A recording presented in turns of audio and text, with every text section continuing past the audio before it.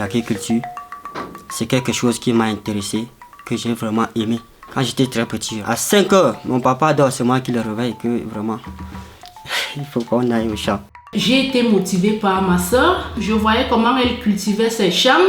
Je voyais le rendement, ce qu'elle avait à la fin de l'année. C'est comme ça que moi-même, je me suis lancée dans l'agriculture. Depuis 20 ans aujourd'hui, je suis dans mes exportations.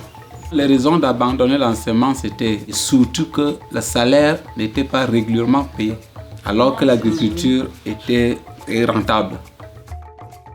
Je suis partie dans l'élevage après l'agriculture parce que j'ai vu que je devais augmenter mon rendement.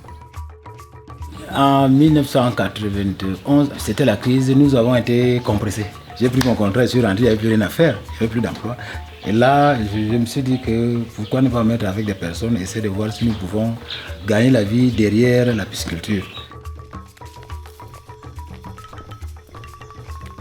Comme culture, on a commencé avec les champs d'arachide, associés aux champs de manioc, maïs, macabo, c'était les champs associés. Après, nous sommes engagés sur palmier à huile, nous sommes aventurés sur le cacao, dans une vieille plantation cacaoyère qu'a laissé les grands-parents. Je travaille dans la pisciculture dans un groupement de 8 personnes. Nous faisons dans la production des alevins de poissons, les aliments de poissons.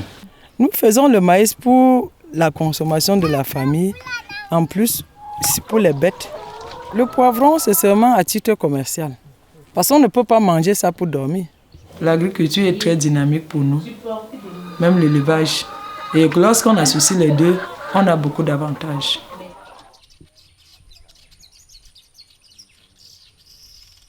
J'ai les cahiers de suivi, tout ce que je fais en élevage, en agriculture, je note. Même les dépenses, le transport, je note tout. Je calcule chaque année. Donc à la fin de l'année, je vois ce que j'ai gagné ou je vois ce que j'ai perdu. Comme j'ai constaté que l'ancienne plantation ne donne rien, j'ai eu l'idée de prendre les semences améliorées. À la fin de la campagne, je vais étendre la pépinière pour avoir 2000 pieds pour créer une exploitation en semences améliorées. Des deux côtés, je sais que je suis bien dans l'agriculture.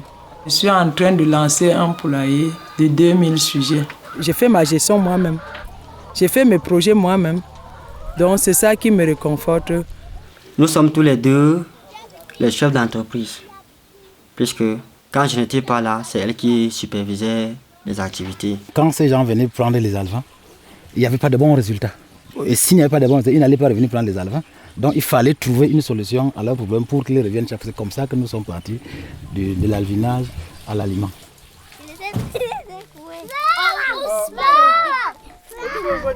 Aujourd'hui, je suis devenue une grande femme d'affaires. Dans les jours à venir, j'ai aussi le projet d'acheter le terrain, mettre des maisons en location. Je veux continuer à avancer dans la pisciculture. C'est là où se trouve ma vie. Avec les besoins des pays voisins, nous allons faire une vie à l'aise au pays afin que d'autres, les pays voisins, puissent aussi bénéficier de cela. Je suis le chef de ma famille. Grâce à l'agriculture et à l'élevage, je progresse plus. Pour aller un peu plus loin, lorsque nous suivons l'actualité dans le pays aujourd'hui, d'ici 20 ans, l'agriculteur sera l'homme noble dans le pays. C'est ça qui nous encourage beaucoup plus.